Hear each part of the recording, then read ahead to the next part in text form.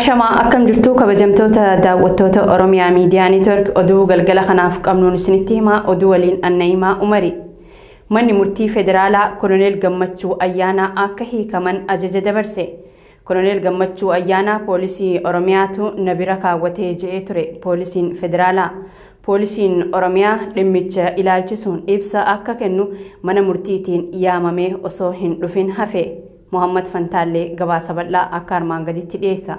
Abukaatoon hidhamtootam siyaasaa Oromoo obbo Tuulii Baay'isaa Oromiyaa Miidiyaa Neetworkiif yaada kennaniin manni murtii jibbaata federaalaa dhaddacha sadaffaa oolmaa guyyaa har'aa oolen galmee oliyyannoo abbaa alangaa erga qoratee booda murtii kennee jira jedhan.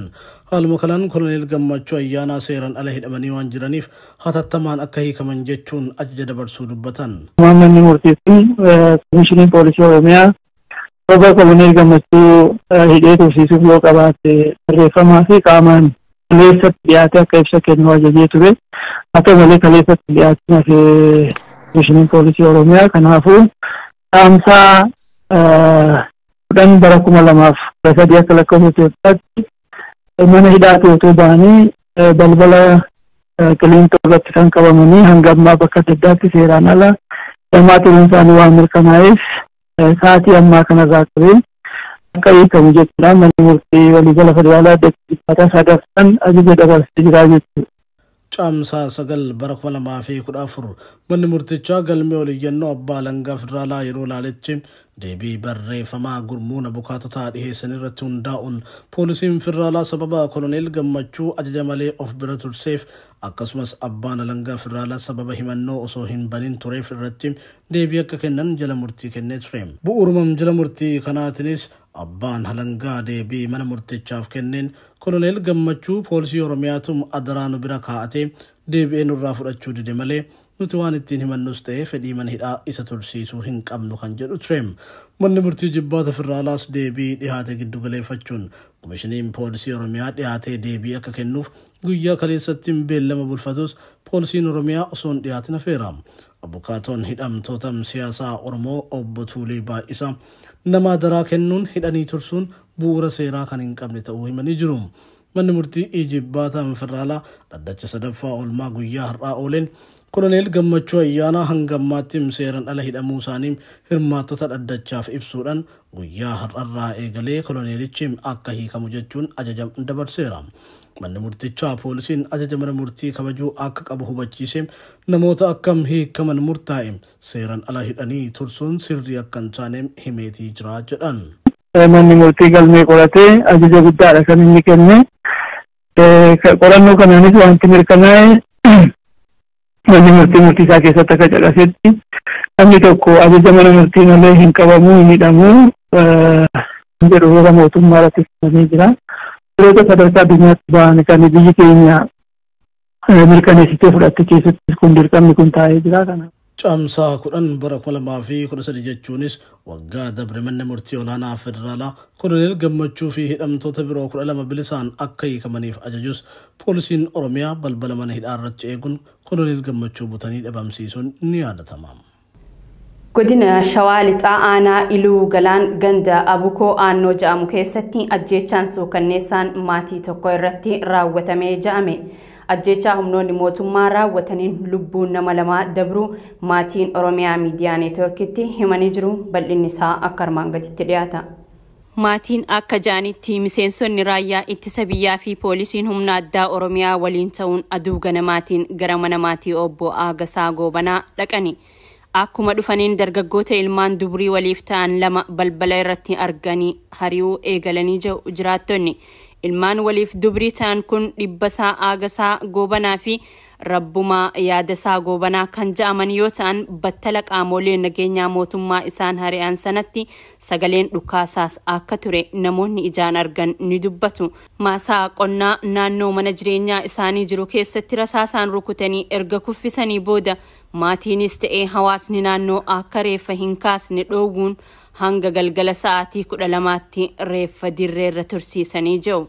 Isaan hin gumnaan awwaalamanii eegaatoniitu booda isaanis deemuu isaanii dhageenyaan ijoolleen biyyaati ijoolleen xixinnoo reeffa baattuu walitti seenuuf أنا ما تقول كوس فانا بخير يستقبل إنه بقى سندم تو يادي بس أكاد سامي إذا سامي تربى مبوري أنا سامي قشين لأنه سداسة ثم بقى تو بقى تبدأ إذا تروما تو ريلي سانو رجالي लेकिन वो भाई नो हो गए ये तो कारण तो बताते तो बहुत डिफेंडर बनी है अरे उनका बरीगर में तो कुछ मिलेगा तो कुछ मिसान दिवाली आज birmannaa ummataatiin guyyaa kaleessaa galgala toora sa'aatii 12tti reeffa ijoollee isaanii akka awwaallatanis Oromiyaa miidiyaa neetworkitti himanii jiru. Ajjeechaan gara jabinaa kun waraana bilisummaa Oromoo waliin hariiroo qabdu jedhamuun akka ijoollee isaanii irratti raawwatame kan himan miseensi maatii miidhamtoota yeroo ammaa kana maatiin hundinuu rifaatuu keessa jiraachuu himanii jiru. Dargaggoo Rabbumaa Yaadasaa dargaggeessa waggaa 21 ta'uu kan himan maatiin dubriin isaa Dhibbasaa Agaasaa Goobanaatis umriidhaan hiriyuma isaa ta'uu himanii jiru.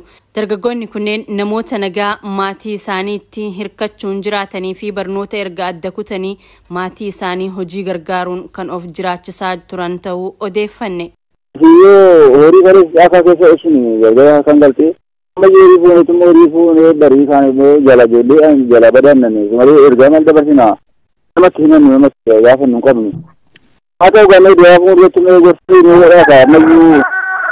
Itu sebentar tu ya boleh. Sama dia mau lepas maju. Oromiyaa godinaalee adda addaa keessatti maqaa duula opereeshinii farra riphee lolaa jiruun lubbuun namoota nagaa guyyaa irraa gara guyyaatti dabraa jiraachuun gabaasaa turuun keenya ni yaadatama. Godina Harargee bahaa naannawaa magaalaa Hararii aanaa Soofiitti hiriirri mormii bahame. Hiriirtonni hiriira kanaa hoggantoonni adda bilisummaa Oromoo fi hidhamtoonni siyaasaa biroo akka hiikaman waraanni Oromiyaa irratti labsame akka dhaabbatu gaafatanii jiru. Kana malees gochaa fiinxaaleeyyii Amaaraatiin raawwatamaa jirus balaaleffatanii jiru. Mirga uummata Oromoo kabachiisuuf qeerroon Oromoo qabsoo akka finiinsus hiriirtonni gaafatanii jiru. Hiriira mormii kana irratti jiraattonni aanaalee Soofii fi dirree xayyaaraa hirmaachuu jiraattonni nutti himanii jiru.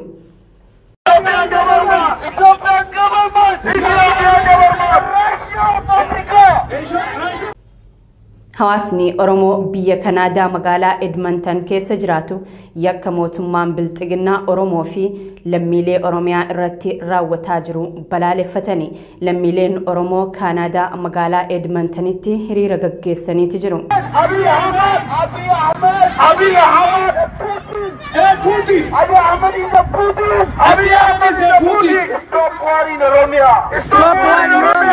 Mootummaan Kanaadaa duula duguuggaa sanyii ajjeechaa dararaa fi buqqaatii uummata Oromoo irra gahaa jiru dhaabsisuuf tattaaffii akka godhu gaafatanii waraanni Oromiyaa irratti labsame akka dhaabbatuu fi humnoonni Oromiyaa alaa dhufan naannichaa saffisaan akka bahuu qabu himaniiti jiru. Hiriira kanarratti dhaadannoowwan adda addaa dhageessifamanii jiru.